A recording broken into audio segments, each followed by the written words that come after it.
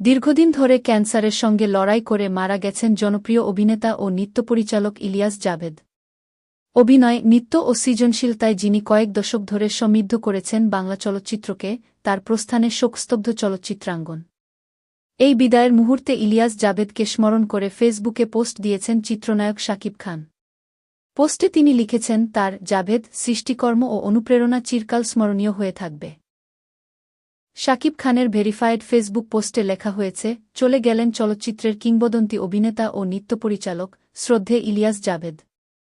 তার প্রয়াণে আমরা হারালাম শুধু একজন শিল্পীকে নয়, হারালাম একজন অভিভাবকতুল্য মানুষকেও।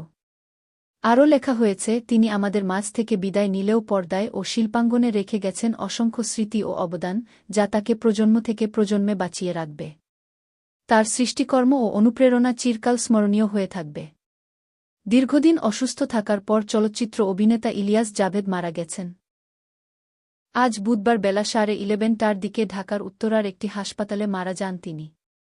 প্রথম আলোকে জাভেদের মৃত্যুর খবর নিশ্চিত করেছেন তার চিত্রনায়িকা স্ত্রী ডলি চৌধুরী। অভিনেতার বয়স হয়েছিল ৮২ বছর। তিনি ক্যান্সারে ভুগছিলেন। ১৯৬৪ সালে উর্দু ভাষার চলচ্চিত্র নই জিন্দেগি দিয়ে অভিনয় জীবন শুরু হয় জাভেদের।